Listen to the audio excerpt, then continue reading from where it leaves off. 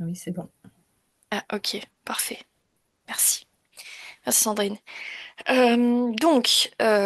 Sur ce petit tour d'horizon sur l'heure qui nous reste, euh, l'idée c'est quand même de faire un point central sur le financement public.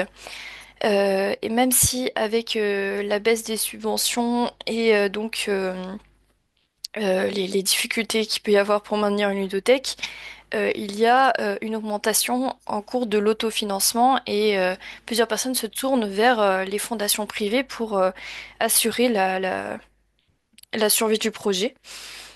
Donc c'est dans ce sens-là que l'ALF a réalisé une fiche en début d'année, vous l'avez dans la newsletter de février normalement, sur le rescrit fiscal, et donc que vous pouvez aller consulter. Donc pour ce qui est des financements publics, il y a trois catégories à ce sujet, donc ce qui va être du fonctionnement, de l'aide à l'emploi et de l'appel à projet. Et pour ce qui est du fonctionnement, des retours que j'ai eus, il y a un fonctionnement pour plusieurs d'entre vous qui est via la Convention territoriale globale, qui permet d'avoir une relation notamment entre la CAF et les communautés de communes ou les communes pour avoir un financement de la ludothèque. Donc, il y a certaines ludothèques qui sont pas encore en CTG, en Convention territoriale globale, même si la CNAF a ce souhait depuis 2022, je crois. Mais donc, ça peut aussi dépendre de ce qui est fait sur votre territoire, parce que vous pouvez aussi être en contrat enfance-jeunesse ou avec d'autres appellations liées à du fonctionnement. Donc là, comment dire, on différencie bien le fonctionnement à l'appel à projet. Le fonctionnement, normalement, il y a beaucoup moins de critères. Enfin, il n'y a pas à faire un projet autre que celui de faire fonctionner la ludothèque. Et ça permet de financer notamment les salaires, le loyer, les charges, tout ce qui va être l'activité courante de la ludothèque. Pour les ludothèques rurales, il y a aussi la mutualité sociale agricole. Et il y a aussi le fonds de développement de la vie associative qui permet d'avoir un financement qui s'appelle fonctionnement et innovation. Donc comme son nom l'indique, ça peut être aussi pour l'innovation, mais ça peut être pour le fonctionnement courant de la ludothèque. Il faut savoir que souvent il est demandé quand même un dossier par acteur. Donc ça peut être assez chronophage et pour éviter d'ailleurs ce côté chronophage, ça peut être plus intéressant d'avoir un temps d'échange en amont avec ces différentes entités pour savoir là où c'est le plus probable que vous recevez des financements. Bon, pour le fonds de développement de la vie associative, comme c'est un appel national, il n'y a pas forcément d'interlocuteur ou d'interlocutrice, mais pour la CAF, la communauté de communes ou la mutualité sociale agricole, vous pouvez être mis en relation avec une personne qui sera en charge du financement de votre structure. Pour ce qui est des aides à l'emploi, ce qui m'a été remonté, donc il y a en lien avec le FONJEP. Donc, c'est l'acronyme pour le Fonds de coopération de la jeunesse et de l'éducation populaire. Et ça, c'est en lien avec les associations qui ont l'agrément jeunesse éducation populaire. Donc, si vous savez pas trop ce que c'est que cet agrément et que vous n'avez pas fait la demande, l'ALF a sorti un document aussi d'accompagnement des ludothèques de mémoire fin 2022, peut-être 2023, sur cet agrément pour vous donner des pistes et des arguments pour pouvoir l'obtenir et pour pouvoir être attesté d'être une structure de jeunesse et d'éducation populaire, ce qui permet d'avoir notamment accès au FONJEP, qui est une aide à l'emploi pas forcément très élevée, c'est de l'ordre de 7 000 euros l'année par poste. Et il y a la possibilité de demander plusieurs postes en fonction des besoins de la ludothèque.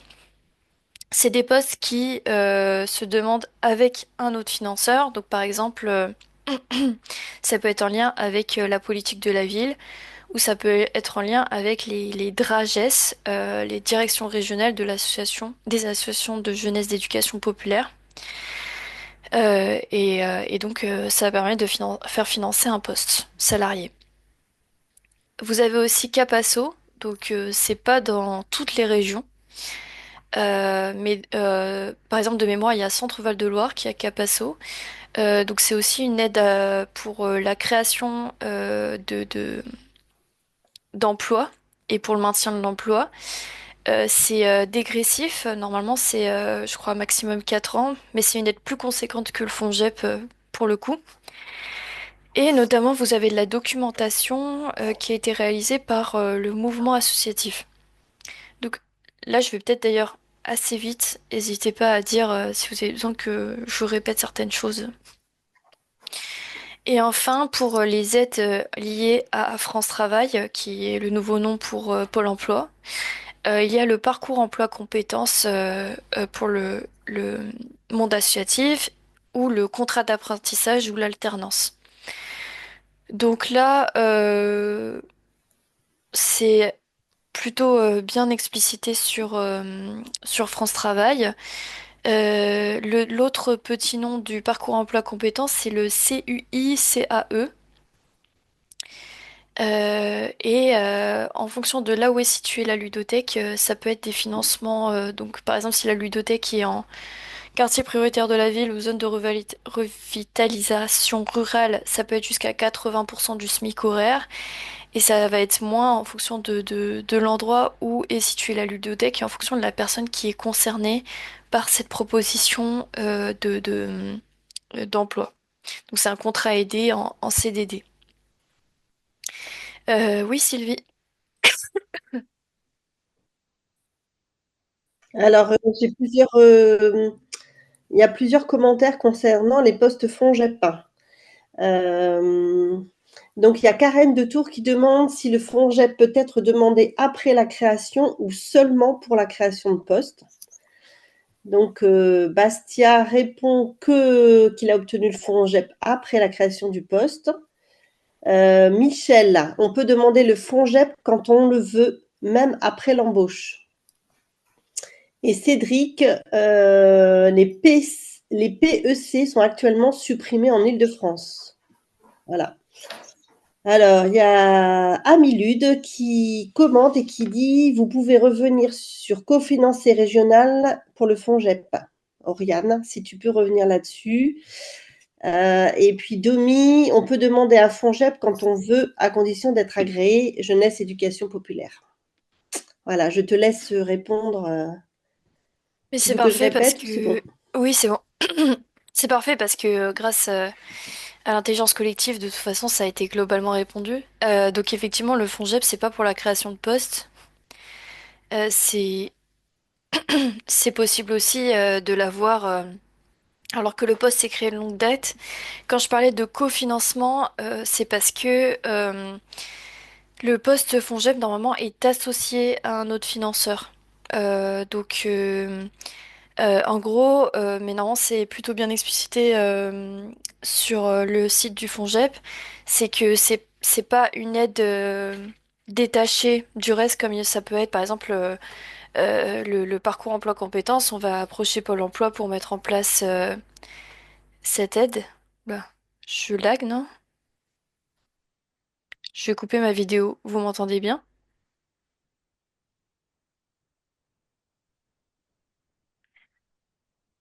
Oui. Oui, oui. Ah oui, d'accord, ok. J'avais l'impression que... Mais tant mieux. Ce que je disais, c'est que les postes FONJEP, en fait, sont un soutien qui est apporté par le biais d'un autre financeur. Et là, ça peut être donc les DRAGES, qui sont en fait ce qui gère les financements aussi des associations de jeunesse éducation populaire. Et aussi ce qui va être lié au quartier de la politique de la ville, donc au national, ça s'appelle l'Agence nationale de la cohésion des territoires. Mais pour ce qui est de la politique de la ville, je vais en parler un peu plus tard dans aussi les appels à projets, parce que c'est une entité qui propose aussi des appels à projets. Donc je vais revenir là-dessus. Euh, Par rapport à l'alternance, je précise, j'ai une une information, là c'est spécifique à l'Île-de-France. Il y a une formation qui est en train d'être créée aussi pour les ludothécaires et c'est justement une formation en alternance. Donc aussi si vous êtes intéressé, il y a une enquête pour dire si on est intéressé ou pas qui est aussi proposée par l'ALF sur notre site internet. Voilà, là c'est spécifique à l'alternance. Et la difficulté de l'alternance, c'est que des fois l'argent est remis en questionnement par l'État pour savoir si c'est continu ou pas. Donc c'est vrai qu'il peut y avoir un côté assez incertain aussi pour le fonctionnement de l'alternance.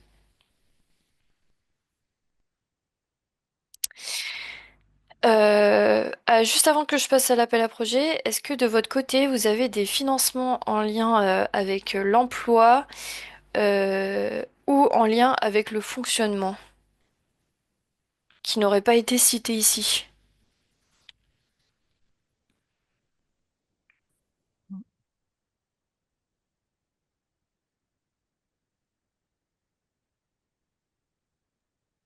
Oui, Odile, chez Odile. Bonjour, oui, chez Odile, en fait, nous, ça se rapproche un peu de Cap Asso. Dans les Hauts-de-France, ça s'appelle le CREAP.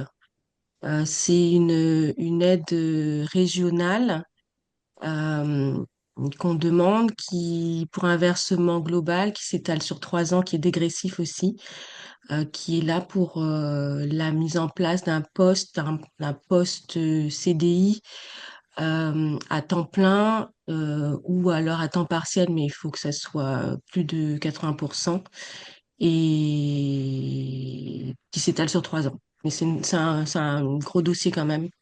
Il faut demander et on est accompagné aussi par la région si on est présélectionné. Il y a 2 niveaux d'acceptation. Voilà. D'accord, bah merci beaucoup pour cette information. Magali de chez Amilud dans l'Ain. Nous, au niveau du FDVA, c'est quelque chose qu'on a utilisé pendant 2 ans, mais qui était limité à 2 ans en fait. Et voilà, c'était une petite aide ponctuelle au niveau du fonctionnement. Et au niveau de la CAF, on est sous convention et c'est une convention de 5 ans. Par contre, pareil, dans 5 ans, nous, clairement, là, on nous a annoncé qu'au niveau national, c'était pas du tout sûr que ce soit reconduit. Et c'est uniquement sur nos heures d'ouverture en fait. On est financé à 10 euros l'heure d'ouverture. Voilà, donc c'est encore loin de financer un poste de ludothécaire.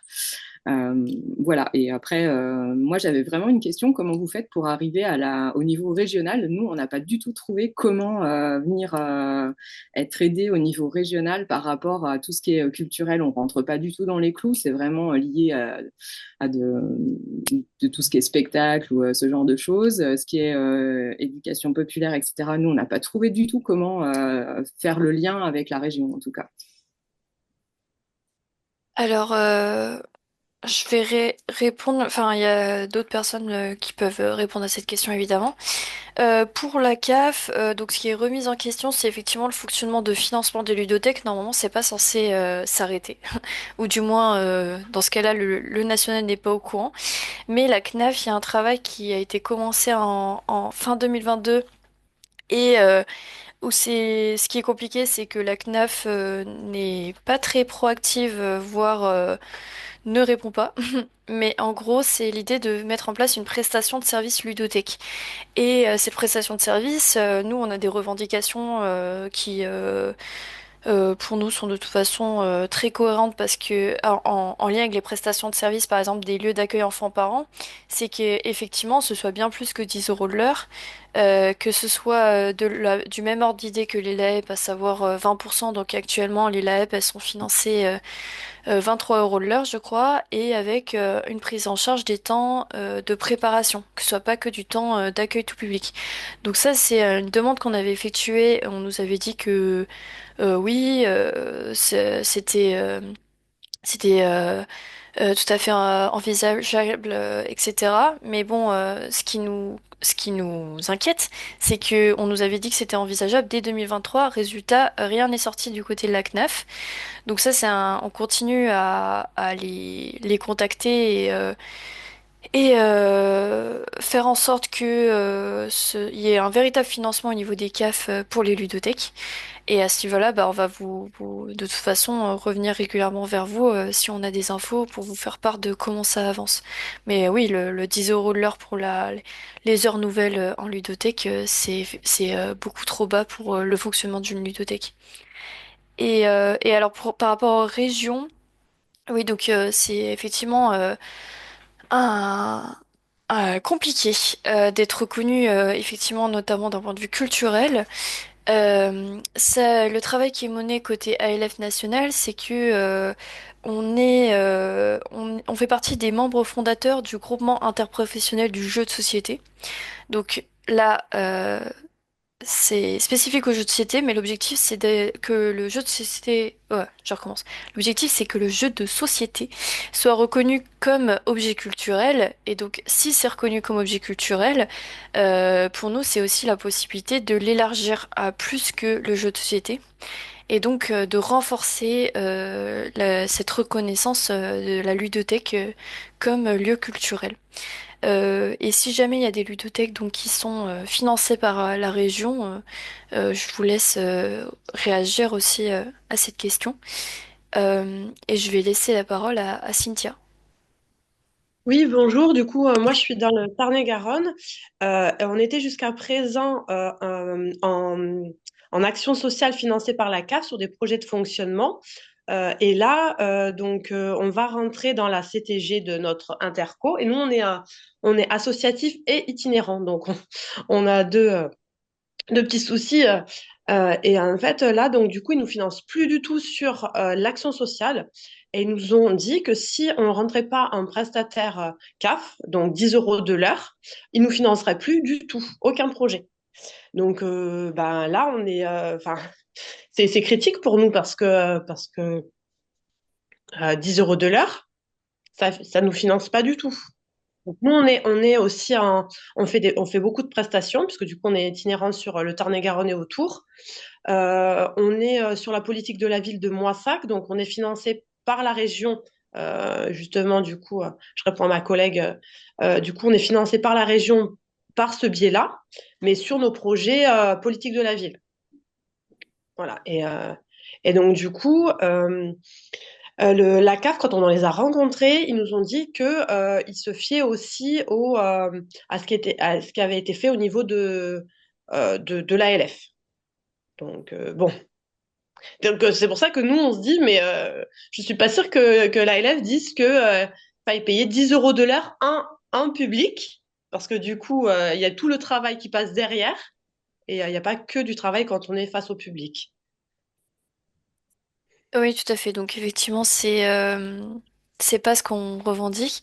Donc s'il est possible, est-ce que sinon, Cynthia, tu peux m'envoyer un mail Attends, on pour... t'entend plus, Oriane. Oriane, on t'entendait pas Ok, là. ok. Là, Ça là, fait- bon, tant pis. Je fais sans vidéo, hein. Si c'est possible d'avoir un mail donc de la part de Tour de Jeu pour avoir ce que ça va entraîner, et comme ça on peut aussi de mon côté envoyer enfin ce que revendique la LF. Eh ben, y a pas de souci, parce qu'en plus, je vais les rencontrer à nouveau. Donc, du coup, oui, je t'envoie un mail, ouais. Impec. Sylvie, ta main était baissée automatiquement, mais je suppose que tu veux prendre la Oui, parole. c'était juste pour lire le commentaire de Planète Jeu qui dit que eux, ils ont 2 euros de l'heure en Sarthe et ils demandaient si les 10 euros sont nationales au niveau de la CAF. Donc là, c'est 2 euros de l'heure, effectivement, c'est n'importe quoi.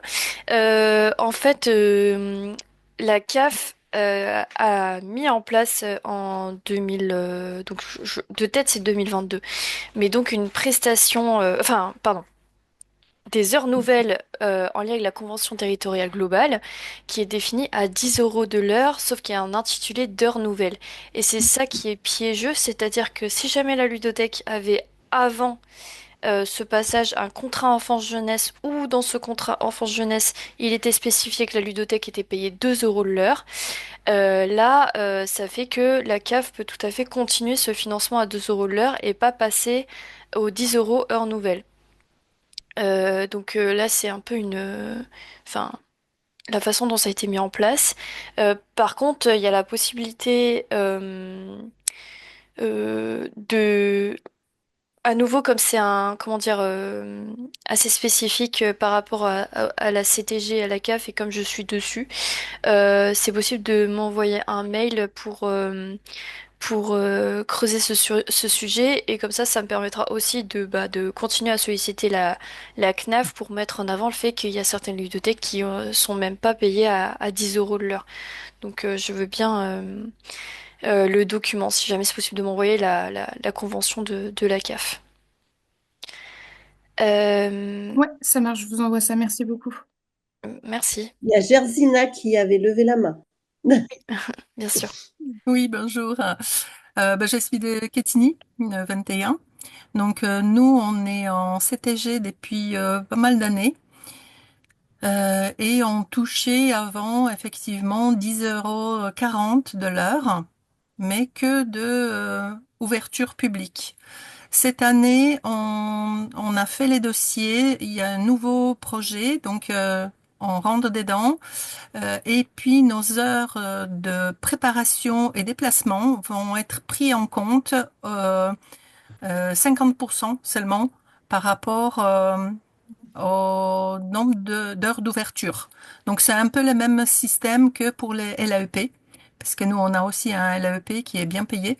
Donc euh, ça peut faire augmenter effectivement nos subventions. On n'a pas encore la totalité des chiffres, mais effectivement, ça double presque la subvention avec les nouveaux. Par contre, c'est marqué nouvelle activité, mais en fait, ils prennent en compte effectivement tout ce qu'on fait jusqu'au présent. D'accord. Ça c'est effectivement une très bonne nouvelle. Ça veut dire que, enfin, les CAF de toute façon ont aussi des problématiques budgétaires. Mais donc, si certaines CAF mettent en place la prise en compte de l'itinérance et de la préparation avant que la CNAF ait donné ce genre de mince, comment on appelle ça, d'obligation, c'est que vous avez une personne qui est quand même sensibilisée par rapport aux ludothèques. Est-ce que c'est possible de me rappeler le département? Côte d'Or. D'accord, merci beaucoup. Faut savoir qu'aussi à l'ALF, bah, on a commencé des temps d'échange avec les CAF qui là sont pour le moment mis en stand-by vu que la CNAF a dit reprendre le groupe de travail prochainement avec nous, et ensuite on reviendra vers les CAF. Mais donc c'est aussi quelque chose qu'on essaie de faire, c'est en parler directement avec les CAF pour mettre en avant les besoins en financement par rapport à la qualité d'accueil des ludothèques. Et je vois que Cynthia a une nouvelle prise de parole. Est-ce que je peux lire les commentaires avant, Oriane? Il Oui, y vas-y. a, il y a Karen qui pense qu'il y a un financement en direction des actions en direction des seniors, qui est la conférence des financeurs. Alors ça, je connais pas, donc je sais pas. Peut-être qu'elle pourra prendre la parole et détailler. Et alors Domi explique que oui, actuellement les CAF ont une marge de manœuvre propre, et c'est vrai que chaque département s'adapte. Par exemple, dans les Alpes de Haute-Provence, ils financent de façon spécifique l'itinérance. Et il y a Alice au coin du jeu euh, qui dit que les aides au financement s'élèvent à 10 € par heure de fonctionnement, heure d'ouverture plus action collective, limitée à 552 heures par an. Et le bénéficiaire de l'aide peut être une association loi 1901 ou une collectivité ne bénéficiant pas de la prestation de services enfants-jeunesse pour cette action, donc 5 520 € max de prise en charge. Merci. Cynthia? Oui, du coup, moi, j'avais oublié de préciser qu'ils nous ont dit aussi qu'il fallait que ce soit tout public. Donc, ça veut dire que nous, on avait des projets spécifiques ados, des soirées ados. et un projet ado qui était financé par la CAF, qui est quand même pas mal, et ben là, du coup, il ne peut plus avoir lieu parce que c'est pour un public spécifique. Alors que c'était dans un lieu où c'était ouvert à tous. Enfin, c'était pas dans un endroit clos comme une école ou quelque chose comme ça. Et ben là, du coup, notre projet ado ne peut plus avoir lieu parce que du coup, il sera plus financé. Et je rebondis aussi sur la conférence des financeurs. Nous, dans le Tarn-et-Garonne, on y avait le droit encore, j'allais dire, il y a 2 ans. Et en fait, là, on n'y a plus le droit. On intervenait aussi dans les EHPAD. Et dans les EHPAD, en fait, tous nos projets ont été retoqués parce que, sous prétexte que les animateurs ou les animatrices d'EHPAD pouvaient faire ce que nous, on faisait. Et donc, du coup, il fallait qu'ils se forment pour pouvoir mettre ça en place, mais qui ne financerait plus nos actions. Ah oui, Voilà. d'accord. Donc, bon. Merci, Anne. Oui, bonjour à vous tous, bonjour Cynthia. Donc je vais réagir sur les deux sujets de Cynthia et puis après je vais vous proposer qu'on avance un peu parce qu'il est déjà 10h30 et je vous remercie. Et si vous avez des tas de documents qui précisent bien vos financements, moi je vous encourage à les envoyer à Oriane. Pour ce qui est du tout public, ça fait des années et des années que les ludothèques ne sont financées par la CAF que pour le tout public. Ça fait des années que la CAF, la CNAF, euh, la CNAF tape sur les doigts des CAF parce qu'ils financent des actions qui sont pas tout public. Donc en termes d'égalité, ce que vous vivez en ce moment, et d'équité, c'est un peu la remise au pas, brutale, je l'entends, de ce qui est dit depuis de nombreuses années par la CNAF. Après, qu'ils se permettent de vous dire que des animateurs qui doivent aller se former parce qu'ils sont en EHPAD et qui font la même chose que vous, là par contre, c'est bien de nous alerter. Et c'est bien de leur renvoyer aussi ce que c'est que le référentiel et la fiche métier des ludothécaires. Je ne pense pas que des ludothécaires en EHPAD fassent exactement la même chose que des animateurs plus généralistes et spécialisés publics âgés. Donc ça, c'est aussi quelque chose dont on doit, à nous, au national, être vigilant et rappeler que, effectivement, nous sommes financés pour du tout public quand nous sommes en ludothèque, mais que nous avons quand même une spécificité, une technicité qui fait que nous sommes extrêmement performants aussi sur d'autres publics. Mais ça, dans l'heure actuelle, c'est difficile à faire entendre. On a le même problème dans les médiathèques. Ça a été encore dit beaucoup lundi dernier lors de l'AG. Et donc la spécificité, la technicité, le professionnalisme des ludothécaires est bien sûr partout un combat encore à gagner. Voilà, je laisse la parole et je vous invite à... Voilà, on avance un petit peu si tu veux bien, Oriane. Tu avais annoncé 1 heure, je ne sais pas si tu avais peut-être d'autres choses à dire. Et puis aussi, ce que je voulais dire, c'est qu'effectivement, il y a une très grande différence entre un fonctionnement de la fonction publique et un fonctionnement associatif. Les Tout problèmes à ne fait. sont pas les mêmes et les financements non plus. Cette fois-ci, je laisse la parole pour demain. Je vous remercie. Merci, Anne. Donc effectivement, on va avancer un peu. On va passer aux appels à projets. Les appels à projets sont multiples. Donc il y en a au niveau de la CAF, donc avec le fonds public et territoire.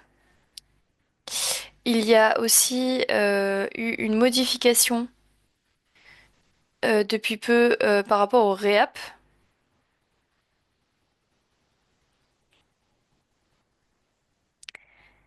Le REAP, c'était l'ancien nom qui est maintenant passé au Fonds national parentalité. Et donc c'est une modification qui a lieu depuis mars. La modification sûre, c'est que en gros, c'est la relation enfant-parent qui est pris en compte par le Fonds national parentalité. Ah mince, on m'entend mal apparemment. Est-ce que là, ça remarche? C'est bon? C'est- Oui, ça remarche. Après, comme tu as fait un diaporama, on peut suivre quand même. Mais on Oui, s'en excuse. D'ailleurs, c'est une des raisons pour lesquelles nous allons déménager en septembre de là où se trouve le siège à Paris. C'est une des raisons, c'est que, par exemple, à Paris, là où on est, ben, ça passe très mal. Voilà. Je pense que c'est revenu et je vous invite de toute façon à suivre sur le diaporama. Et puis on suit sur le chat. Donc on reviendra si vous avez des questions ou mal compris quelque chose. Pas de oui, souci. merci. Donc effectivement, il y a une modification au niveau du financement REAP qui est passé Fonds national parentalité depuis mars. Cette modification, certaines ludothèques l'ont senti parce que avant le REAP, ça permettait de financement des temps d'échange avec pour les assistantes maternelles. Donc ça c'est un sujet que on a fait remonter aussi au niveau de la CNAF pour demander pourquoi les temps liés à l'accueil des assistantes maternelles n'étaient plus possibles avec le Fonds national parentalité. C'est lié au fait que le Fonds national parentalité, maintenant, c'est uniquement sur la relation enfant-parent. Et donc, bien sûr, on a mis en avant le fait que certains parents travaillaient. Donc, c'est pour ça qu'il y avait en fait des assistantes et assistants maternels. Et donc,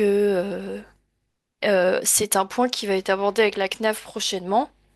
Euh, donc, pour information, via le Fonds national parentalité, il ne vaut mieux pas demander des temps liés aux assistants maternels. Parce que le projet va certainement être retoqué. Euh, Ensuite, pour les appels à projets, il y a les collectivités, les départements, les régions. Il faut savoir à nouveau qu'il y a eu une modification en lien avec les compétences des départements et des collectivités. Donc maintenant, les départements n'ont plus la compétence accueil de la petite enfance. Euh, c'est les collectivités qui sont censées faire en sorte que la petite enfance soit accueillie.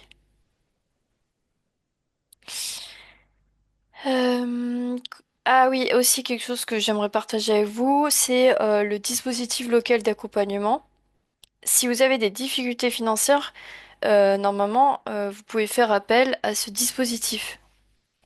Et l'intérêt du DLA, c'est justement que ça va être des professionnels qui vont vous aider concernant les financements et les possibilités de financement et qui peuvent apporter aussi une petite aide financière. Mais donc le DLA, c'est ouvert pour le coup aux associations. En plus de ça, pour les ludothèques qui sont reconnues, qui ont l'agrément jeunesse éducation populaire, il y a aussi le FDVA, donc on en a parlé en fonctionnement, mais il existe aussi pour la formation bénévole si vous en faites. Il y a ce que je disais par rapport au DRAGES, donc à nouveau en lien avec la jeunesse éducation populaire. Et ensuite, il va y avoir ce qui relève de la politique de la ville. Donc une personne l'a abordé par rapport à la région qui avait des financements en lien avec la politique de la ville. C'est ce qu'on appelle le contrat de ville normalement. Et il y a possibilité de demander des subventions si votre ludothèque est en politique de la ville. Et ça, c'est une information qu'il est possible d'avoir sur la carte Sigville.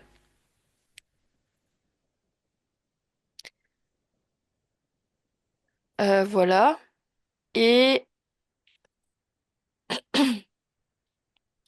en lien avec les politiques de la ville, il y a les cités éducatives. Euh, donc ça, c'est un projet qu'on va débuter aussi au niveau du national, à savoir donner une place aux ludothèques dans les cités éducatives, parce que là aussi, c'est très hétérogène. C'est-à-dire qu'il y a des ludothèques qui sont financées par les cités éducatives pour tout ce qui va être des actions donc en lien avec les écoles. Et après, ça peut être aussi les collèges, etc. Mais certaines ludothèques se font retoquer sur ces mêmes projets ou juste ne sont pas considérées comme des actrices en lien avec la disponibilité de l'enfant à l'école et le vivre ensemble, la lutte contre les discriminations, toutes ces, toutes ces thématiques qui peuvent être abordées en lien avec les cités éducatives. Donc ça, c'est un projet qui est en train d'être lancé au niveau du national. Et donc vous aurez une enquête en 2025 par rapport à vos relations avec les cités éducatives sur votre territoire. Euh, Ensuite, il y a tout ce qui est en lien avec l'éducation nationale. Certaines ludothèques ont l'agrément éducation nationale. À nouveau, c'est pas le cas de toutes. Et il y a un dispositif qui s'appelle Notre école, faisons-la ensemble, aussi dans l'objectif d'avoir une réduction des inégalités et une augmentation du bien-être des élèves. Et là, donc, les ludothèques ont leur place, vu que elles permettent, pour ce qui est du le bien-être permettant aussi de favoriser la disponibilité de l'enfant à l'école et le vivre ensemble.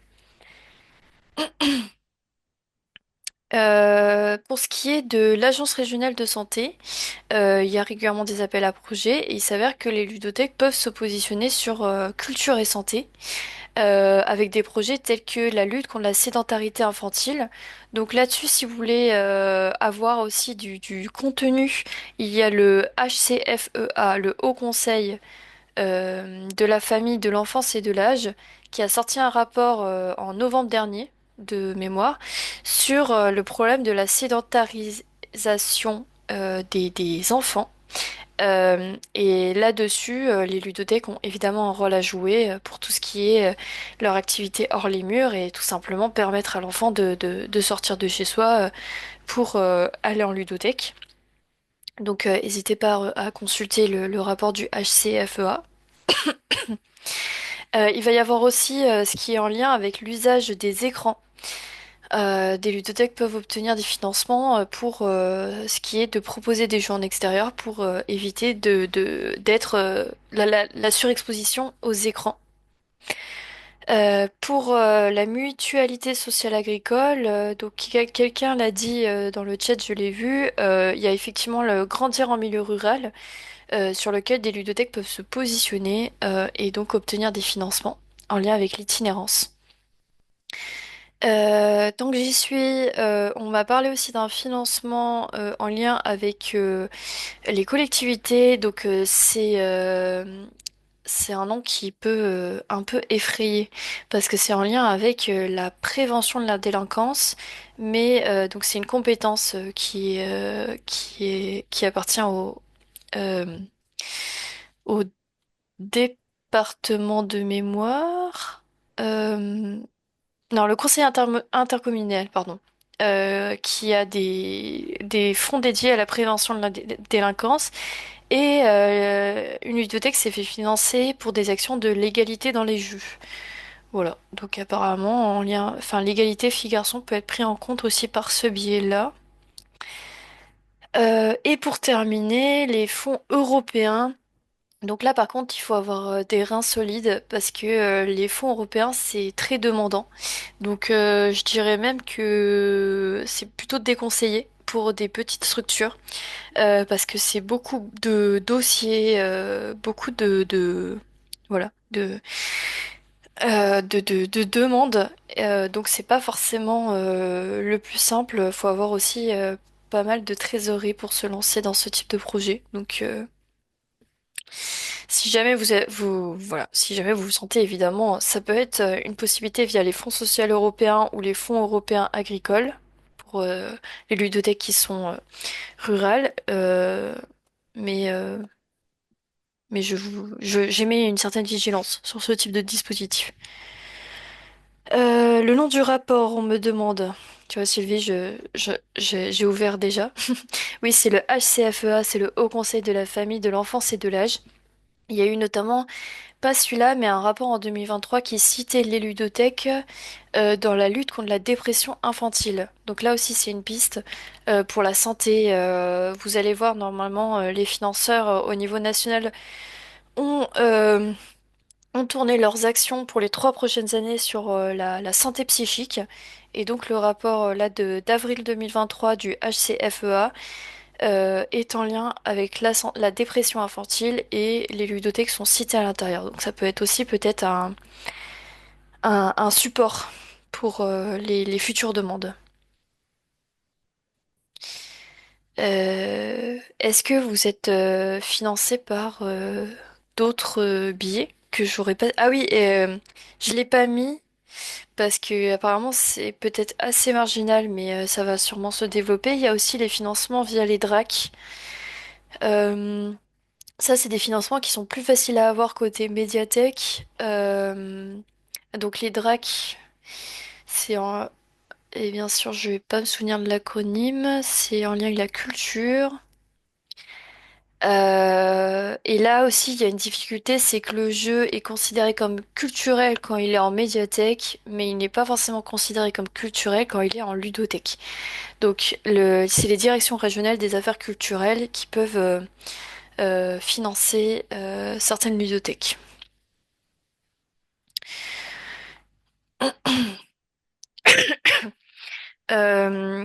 Donc, est-ce que vous avez d'autres financements via appel à projet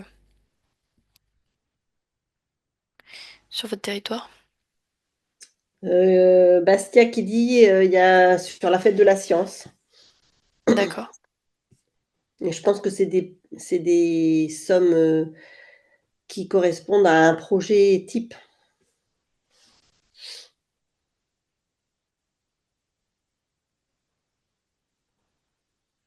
Je fais juste par rapport au Fonds national parentalité, on a fait une note à nouveau, je crois que c'était dans la lettre de diffusion de février ou sur les réseaux sociaux pour expliciter un peu comment ça évolue.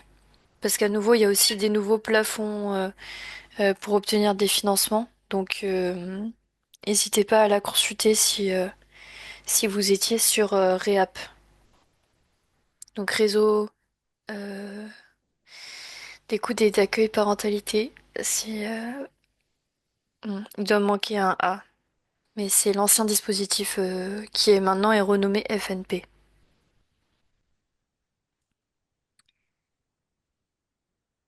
Est-ce qu'il y a d'autres Attends, retours excuse-moi, sur les appels à projets? j'étais en train de chercher autre chose, je te coupe la parole, je m'en excuse, Oriane. Euh, Ce que je voulais dire, c'est que tout ce qu'on vous dit aujourd'hui, ça peut aller très vite, disparaître très vite, ou disparaître lentement, parce que les choses vont se faire lentement. Et par rapport au REAP et au Fonds national de parentalité, moi, dans ma CAF, on m'a déjà dit, ouais, ouais, non, mais ça, c'est la CNAF. Nous, on reste sur ce qu'on faisait, pour exemple. Il y a aussi des pratiques locales qui font qu'il y a un tel décalage entre ce qu'on peut vous dire, nous, au niveau national, et ce que vous entendez, vous, en niveau local. Voilà, je voulais vraiment préciser ça. Et on le voit dans le chat, de toute façon. Je suis désolée, je ne sais pas comment mettre la petite main pour prendre la parole. Moi, je me permets juste de dire que, par exemple, là, on a un projet avec l'école qui est à côté de notre ludothèque et on pensait pouvoir faire un financement, notre école faisant-la ensemble. Par contre, il faut que ce soit porté par les directions d'école, etc. Et clairement, ils nous ont répondu qu'ils n'avaient pas le temps de remplir les dossiers, que c'était trop chronophage. Donc, projet, voilà. Enfin, tous les appels à projets, c'est très bien, mais c'est vrai que ça demande un temps énorme de monter les dossiers, de faire les évaluations. Enfin bref, voilà. C'est aussi chronophage pour nous et pour les partenaires. Et clairement, là, nous, on s'entend beaucoup dire, on n'a pas le temps de monter les dossiers, quoi. Voilà. C'était juste une petite réflexion.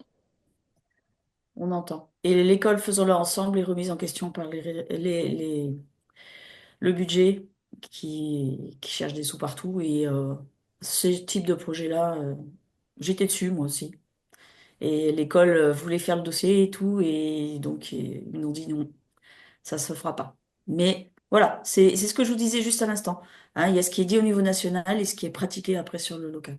Et c'est toute la difficulté d'arriver à avoir une image nette de quels sont les financements possibles en ludothèque. Et c'est toute la pertinence d'avoir un réseau qui porte la voix de toutes les ludothèques pour pouvoir parler ensuite d'une seule voix au niveau national, au ministère de la Culture et à la CNAF.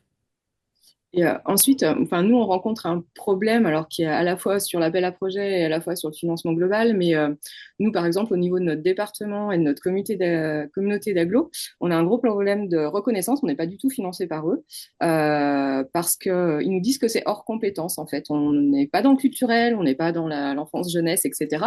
Alors que les médiathèques d'agglo, les bibliothèques départementales sont toutes en train de mettre des rayons ludothèques, entre guillemets, qui s'apparentent juste à des rayons de jeux de société, on est bien d'accord, mais voilà, elles sont toutes en train de monter ça. Et il y a un réel problème en fait. Enfin, on nous dit que c'est hors compétence, mais ils viennent développer enfin, je vais pas dire la même chose que nous parce qu'on fait des choses quand même un peu plus, enfin, c'est un peu plus large qu'un simple rayon de jeux de société, mais mais ça me fait un peu penser à ce que la personne disait tout à l'heure, c'est-à-dire ils vont former leurs professionnels à de l'animation jeu et en gros ils vont s'estimer ludothèque. Là, c'est un petit peu ça, c'est-à-dire on vient donner des malles de jeu aux bibliothécaires et puis c'est bon, vous avez un rayon ludothèque, enfin vous êtes apparenté ludothèque quoi. Voilà, nous il y a un réel problème, on n'arrive pas trop à avoir de réponse très claire par rapport à ça en fait. Oui, c'est ce que je disais tout à l'heure hein, dans la réponse auquel tu faisais allusion. Donc oui, il y a un réel problème et oui, il faut se saisir de la fiche métier, de dire que il y a des diplômes et nous on le fait aussi et c'est une vague très forte en effet. Voilà, Du on coup, va c'est passer la le... main. Oui.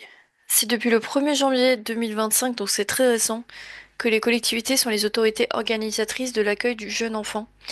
Ça peut peut-être être aussi un argument, parce que si les médiathèques en plus font que du jeu de société, ça c'est pas pour la petite enfance. Et les ludothèques, elles, accueillent la petite enfance.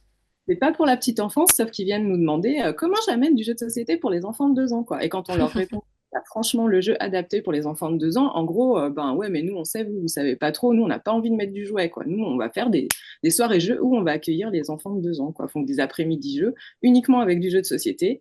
Enfin, voilà, je trouve qu'il y a un réel décalage, en fait. Il y a quand même cette image que le jeu, c'est donné à tous et que tout le monde est capable de faire jouer et de donner à jouer, en fait. Voilà, enfin, moi, j'ai vraiment cette sensation qu'il y a une facilité, enfin, comment dire, la reconnaissance de nos compétences est assez compliquée, en fait. C'est vrai que le jeu, tout le monde joue, les enfants jouent, etc. Enfin, voilà, les parents donnent à jouer aussi. Et je trouve que c'est très, très compliqué de faire reconnaître nos compétences. Bah, merci pour cet apport. Faut savoir juste par rapport donc tout ce qui est relation avec les médiathèques, ça a été aussi relevé lors de l'Assemblée générale. Ça, c'est quelque chose qui est déjà pris en compte par l'ALF. L'ALF travaille avec la commission jeux de l'Association des bibliothécaires de France et globalement, il y a consensus sur ce qui devrait être jeu. Donc pas juste des étagères de jeux de société, enfin voilà. Euh, donc ça, c'est un travail qui est en cours, qui devrait normalement aboutir, j'espère, 2025. Mais c'est tout à fait et mettre en avant peut-être la différence justement entre ludothèque et médiathèque par le biais du référentiel aussi.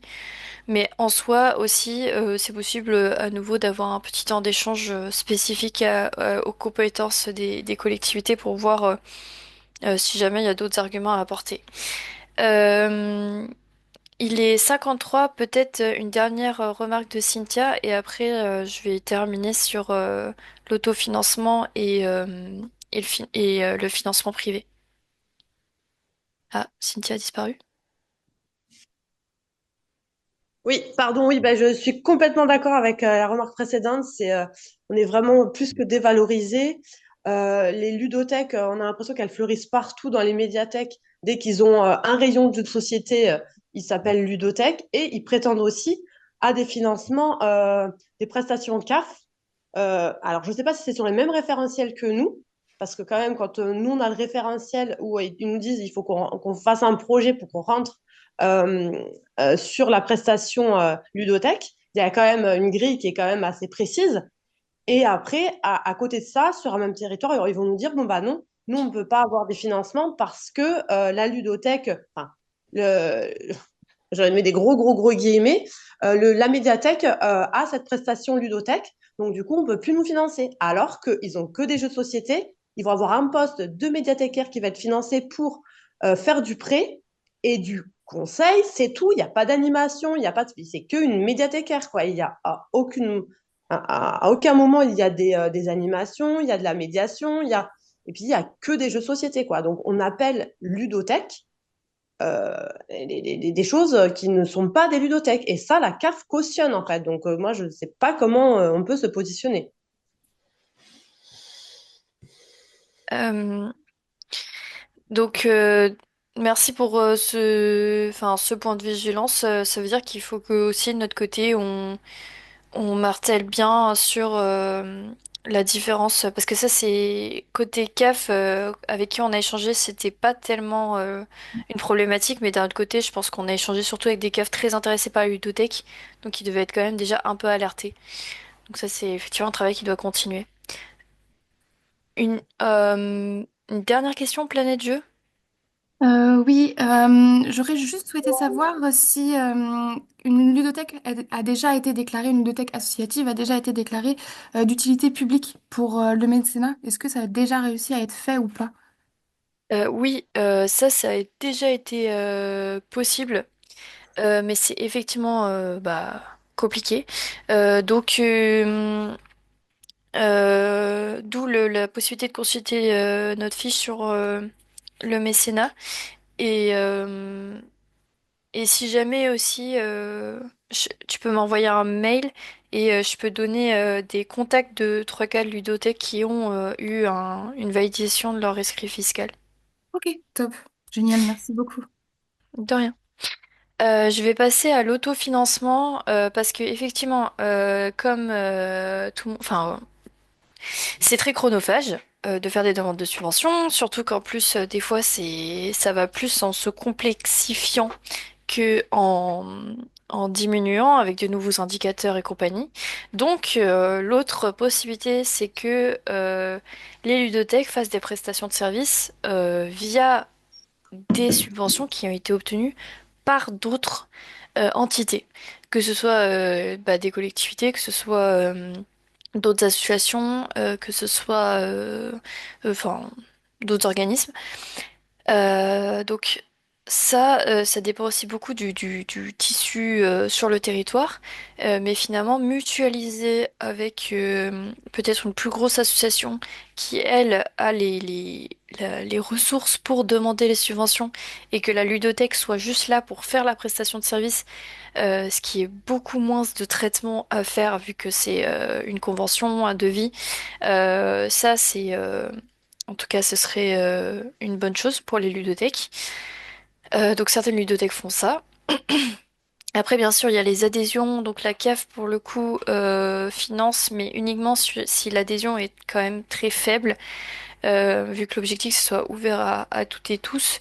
Donc attention, effectivement, de ne pas se faire retoquer pour un projet auprès d'une CAF où l'adhésion est jugée trop élevée. Et après, il y a tout ce qui est appel à dons et financement participatif, donc sur des plateformes. Donc ça, c'est aussi quelque chose qui se développe malheureusement en palliatif aux baisses de subventions et aux difficultés budgétaires.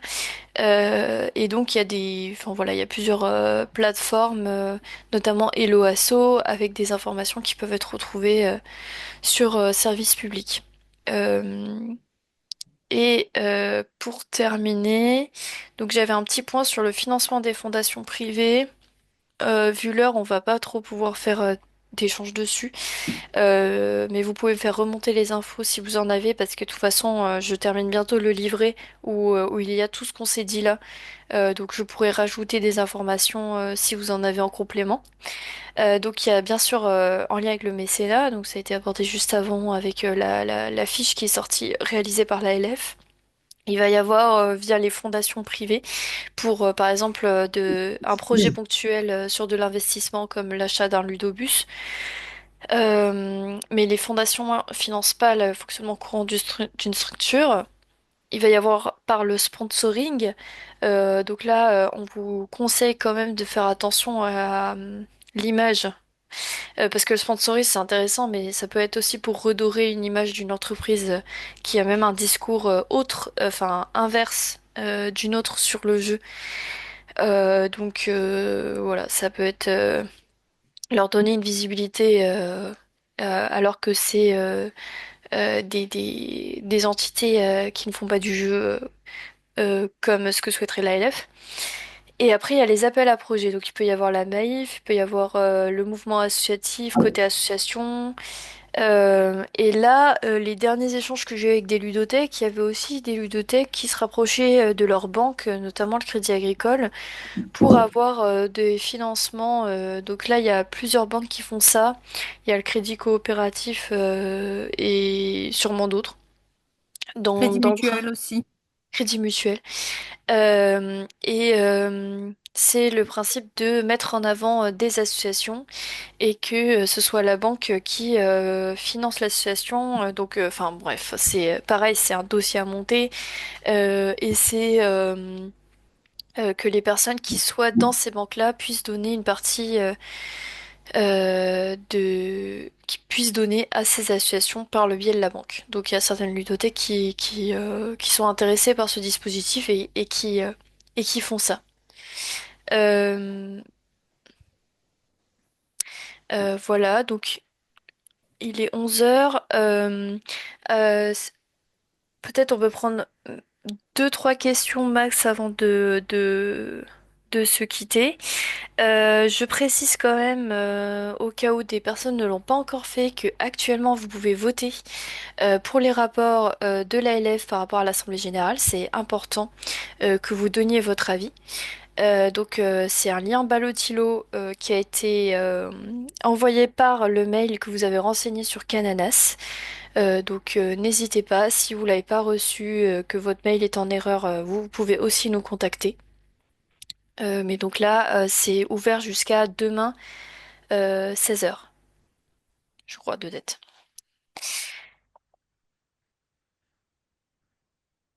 Voilà. Donc s'il n'y a pas plus de questions que ça, euh, la prochaine échéance par rapport à ce travail, ça va être donc la sortie d'un livret. Vous pourrez toujours faire remonter des infos s'il y en a qui manquent à ce moment-là. Sinon, il y a Anne Oui, mais tu pouvais faire ta phrase. qui va finir après. Bon, je voulais juste vous remercier tous pour votre présence aujourd'hui. Ceux qui étaient déjà présents lundi dernier à l'AG. Merci pour le rappel du vote pour Balotilo Oriane. Je suis moi aussi ludothèque associative et moi aussi dans des difficultés de recherche de financement et j'entends tout à fait ce qui a été dit aujourd'hui. C'est l'origine de mon investissement. Le livret, il a pour moi deux sens stratégiques. C'est vous donner à vous, au réseau, des pistes de financement, mais on l'a entendu, on n'a pas toujours la disponibilité et les moyens de poursuivre, mais il est aussi en direction de nos partenaires, c'est-à-dire que j'ai entendu aujourd'hui encore que les ludothécaires n'étaient pas reconnus pour ce qu'elles étaient et où ils étaient, parce qu'il y a aussi des hommes. Et donc, ces outils que nous mettons à disposition au service du réseau, il faut vous en saisir, il faut les montrer. Ça montre qu'il existe une profession, il existe un métier. Et vis-à-vis des CAF, vis-à-vis des financeurs du ministère de la Culture, à votre niveau, saisissez-en vous, et notamment les livrets de financement, histoire de leur dire, vous n'êtes pas là, c'est pas normal. Pourquoi vous ne nous financez pas? Vous êtes là, vous avez vu, on vous a mis. Merci. Voilà. On a encore besoin beaucoup de ce genre de choses, de paroles. Et je vous remercie et je vous dis à bientôt. Oui, merci pour ce mot de la fin. Eh bien, merci pour votre participation aussi. Et puis, bonne journée et à une prochaine fois sur un temps d'échange ou sur un festival, voilà, ou pour une formation. Sait-on jamais. Au Merci. revoir.